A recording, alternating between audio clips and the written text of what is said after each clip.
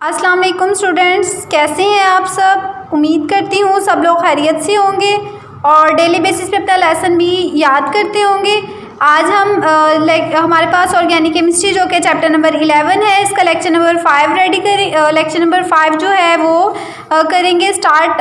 हमारे पास जो है यूजेस ऑफ ऑर्गेनिक कंपाउंड से हम लेते हैं। आपको पता है जैसा कि हमने हिस्ट्री में भी पढ़ा था कि ऑर्गेनिक कंपाउंड्स जो हैं वो नेचुरली अकरिंग भी होते हैं, उनको सिंथेसाइज्ड भी किया जा सकता है। अब इसकी रीज़न क्या है कि इनको हमारे पास जो है मिलियंस ऑफ ऑर्गेनिक कंपाउंड्स जो हैं वो लेबॉर्ट्री में प्रिपेयर किए जाते हैं। केमिस्ट जो हैं उनको हर साल जो है नए ऑर्गेनिक कंपाउंड्स जो हैं उनसे इंट्रोड्यूस करवाते हैं। अब उसकी रीज़न क्या है? उसकी रीज़न ये है कि ऑर्गेनिक कंपाउंड्स जो हैं हमारे डेली लाइफ में जो कुछ हम खाते हैं, पहनते हैं, ओढ़ते हैं, हर चीज़ के लिए हम ऑर्गेनिक कंपाउंड्स को यूज़ करते हैं। ठीक है, अब उसको हम डिटेल में स्टडी करते हैं। Uses as food. अच्छा गर्ल्स, अगर फूड की बात करें तो जो कुछ हम खाते हैं जैसा कि मिल्क, एग्स, मीट, वेजिटेबल्स, हर चीज़ जो हम खा रहे होते हैं, ठीक है, जैसा आप लोग दालें वगैरह हम खाते हैं और इन सब से हमें जो है वो कार्बोहाइड्रेट्स मिल रहे होते हैं। वो तमाम चीज़ें जिनमें कार्बोहाइड्रेट्स मौजूद होता है, यहाँ प्रोटीन्स होते हैं, फैट्स होते हैं, वाइटामिन्स होते हैं, वो सब के सब जो हैं वो ऑर्गेनिक कंपाउंड्स ही होते हैं। ठीक है, अब बात करते हैं क्लॉथिंग की। यूजेस एज क्लॉथिंग, तो कपड़े जो हम पहनते हैं, जो कि हम ओढ़ते हैं, जो हम बिस्तर वगैरह बनाते हैं, जैसे इन सब को बनाने के लिए जो है वो कॉटन वगैरह यूज़ की जाती है, रेशम यूज़ किया जाता है। तो ये सब हम प्लांट से ले रहे होते हैं ना। तो आपको पता है प्लांट्स जो हैं वो ऑर्गेनिक हमारे पास जो है वो ऑर्गेनिक कंपाउंड्स को उनसे हम डिराइव कर सकते हैं। ये हमने स्टार्ट में बिल्कुल पढ़ा था, ठीक है, कि एनिमल्स और प्लांट्स से हम ऑर्गेनिक कंपाउंड्स ले सकते हैं। तो हमारे पास ये सब जो है कॉटन, सिल्क, वूल, ये सब जो है ये हम लेते हैं ऑर्गेनिक कंपाउंड्स बनाने के। ये ऑर्गेनिक कंपाउंड्स ही हैं और ये हम प्लांट से ले रहे होते हैं। ठीक है, और इसके अलावा हम इनको आर्टिफिशियली सिंथेसाइज भी कर सकते हैं, जैसे कि नायलॉन, डेक्रोन, एक्रेलिक, ये सारे जो हैं ये आर्टिफिशियली सिंथेसाइज्ड किए गए हैं। ठीक है, ये सब के सब जो है वो ऑर्गेनिक कंपाउंड हैं। अब बात करें यूजेस एज हाउसेस, तो आपको पता है घरों में लकड़ी का काम भी किया जाता है, ये लकड़ी के घर भी होते हैं।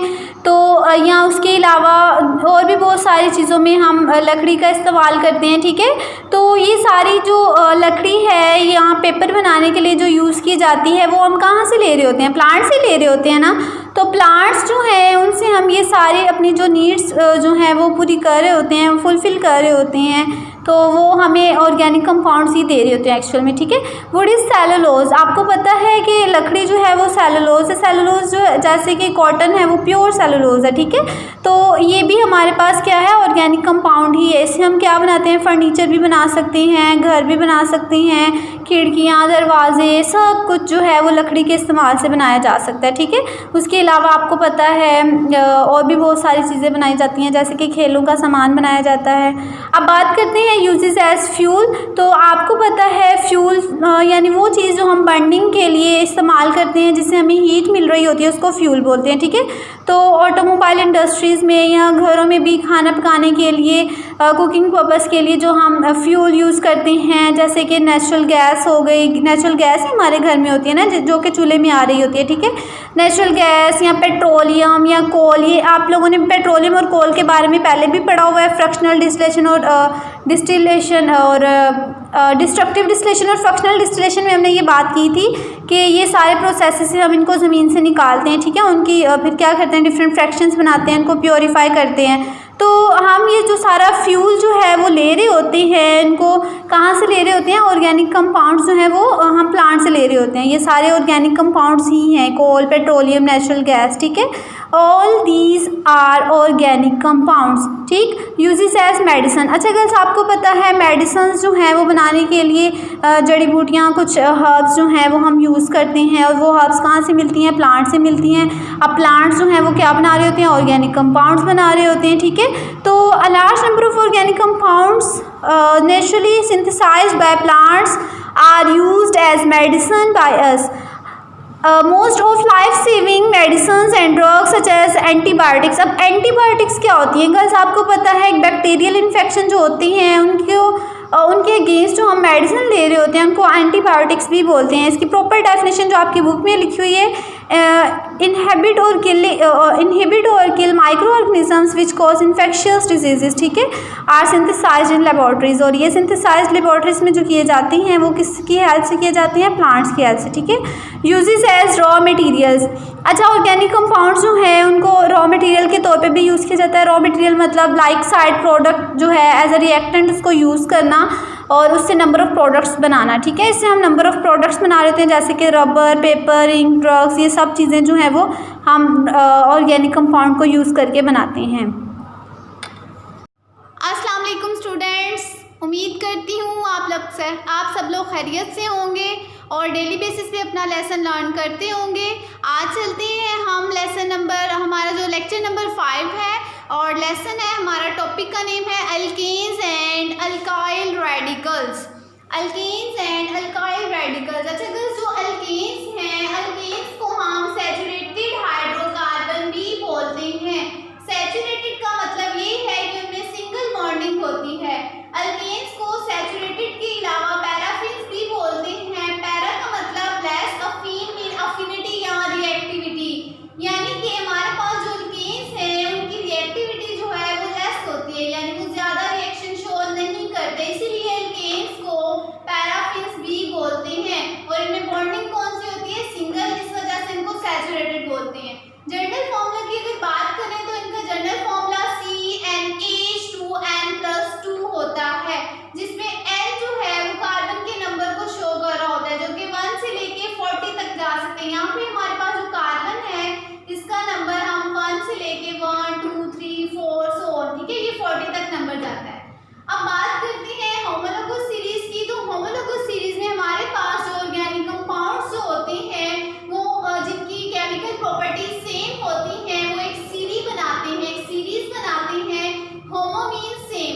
होमोलोगस सीरीज में हमारे पास ऑर्गेनिक कंपाउंड्स जितने भी होते हैं उनकी केमिकल प्रॉपर्टीज सेम होती हैं और वो जनरल मेथड से, एक ही मेथड से सबको प्रिपेयर किया जा सकता है।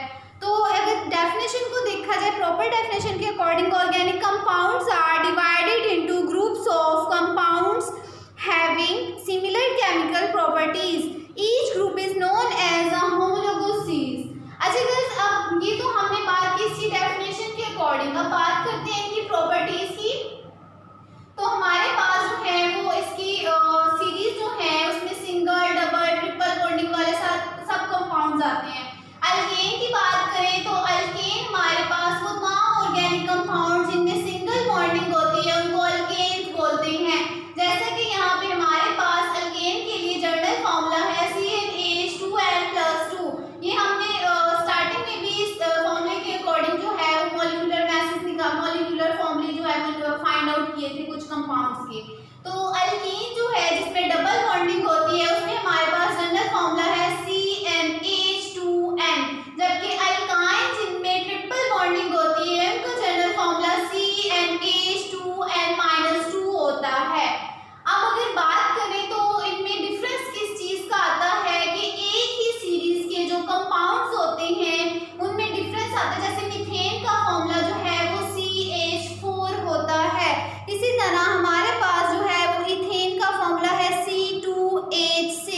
हमने ये पहले भी बात की थी कि इनमें डिफरेंस किस चीज का आता है? CH2 का, ठीक है। अगर बात करें तो इनके मॉलिक्यूलर मैसेज की कार्बन का नंबर 12 होता है, 12 प्लस हाइड्रोजन 1 होता है, यहाँ पे 2 हाइड्रोजन है, 12 प्लस 2 इज इक्वल टू 14, ठीक है।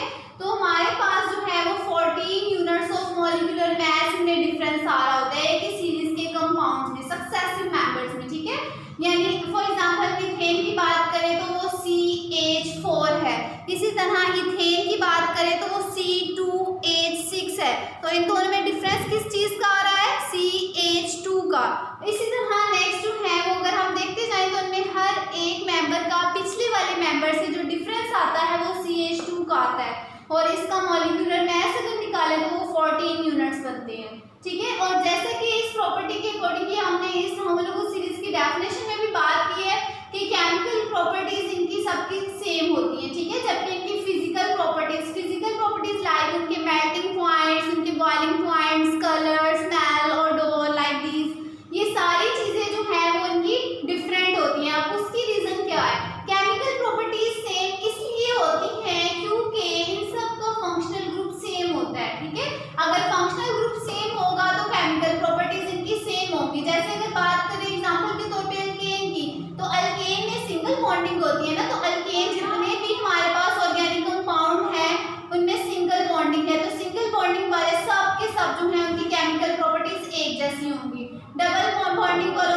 सबकी एक जैसी होंगी, लेकिन वो सिंगल से चेंज होंगी, ठीक है।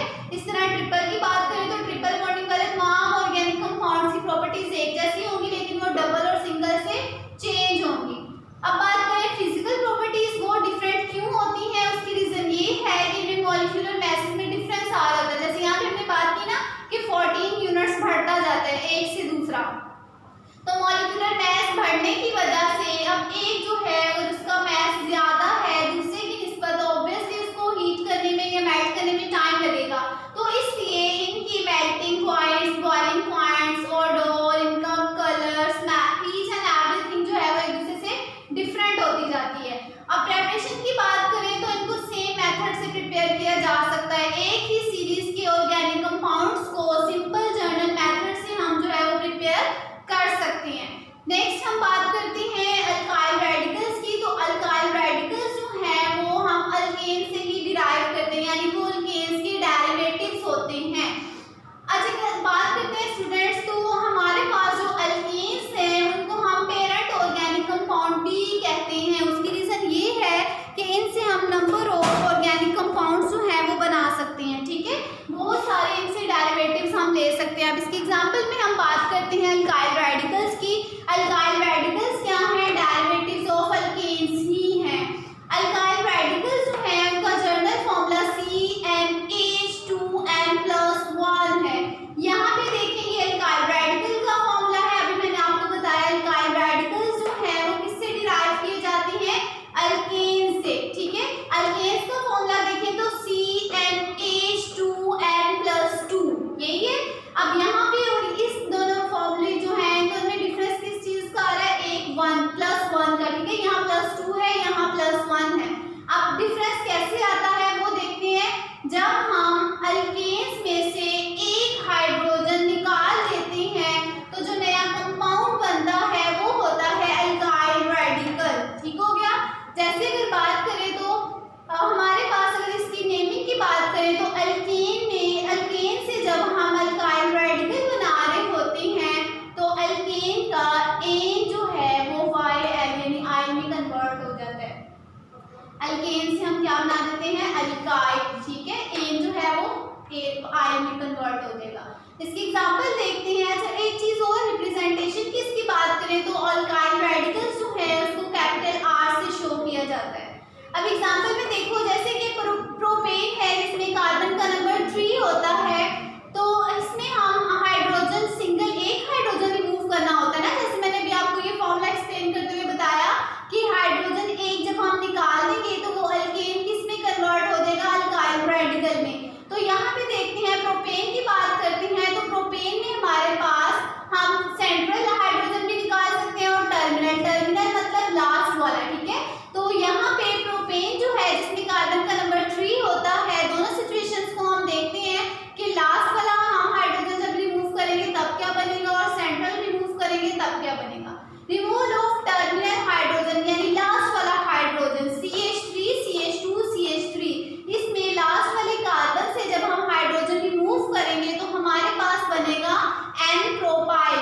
इसी तरह अगर हम प्रोपेन के सेंट्रल कार्बन में से हाइड्रोजन को रिमूव करेंगे तो बनेगा आइसोप्रोपाइल, जैसे कि इस फॉर्मूले में आपको शो हो रहा है। अब बात करते हैं ब्यूटेन की या ब्यूटाइल रेडिकल्स जिससे हमारे पास बनते हैं, तो इसकी बात करते हैं। ब्यूटेन जो है उसमें कार्बन का नंबर जो है वो 4 होता है, 1 2 3 एंड 4। तो इसमें भी वही सेम सिचुएशन आपको पता है, जब हमने स्ट्रक्चर फॉर्मूला पढ़ा था तब मैंने आपको ब्यूटेन की पॉसिबल स्ट्रक्चर्स जो है वो बताए थे।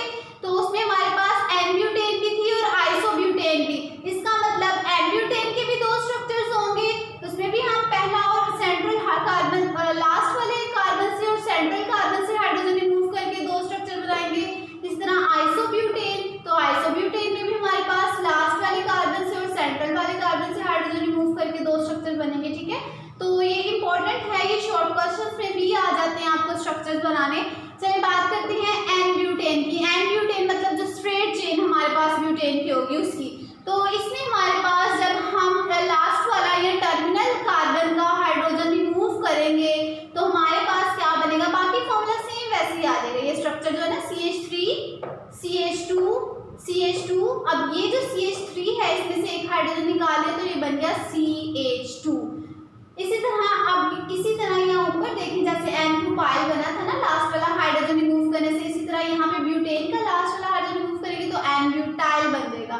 अब सेंट्रल कार्बन में से जब हम हाइड्रोजन को रिमूव करेंगे तो वो बनेगा सेकेंडरी ब्यूटाइल। यहाँ पे अगर हम नंबरिंग जो है वो स्टार्ट करते हैं यहाँ से 1 2 3 और 4 तो ये हमारा सेकेंड वाला कार्बन बनता है ना, इस वजह से इसको सेकेंडरी ब्यूटाइल बोलते हैं। अब बात करते हैं आइसोब्यूटेन की। आइसोब्यूटेन में हमारे पास ब्रांच उसकी होती है ना स्ट्रक्चर में, स्ट्रेट चेन के साथ एक ब्रांच भी अटैच है, जैसे कि यहाँ पे CH3 वो ब्रांच है। तो इसमें हम क्या करते हैं, इस स्ट्रक्चर में भी हमने टर्मिनल हाइड्रोजन और सेंट्रल हाइड्रोजन रिमूव करना है, ठीक है। तो यहाँ पे टर्मिनल ये वाला होगा और सेंट्रल कार्बन ये है। तो अगर हम टर्मिनल वाले में से CH3 की जगह पे CH2 आ जाएगा तो ये बन जाएगा आइसोब्यूटाइल।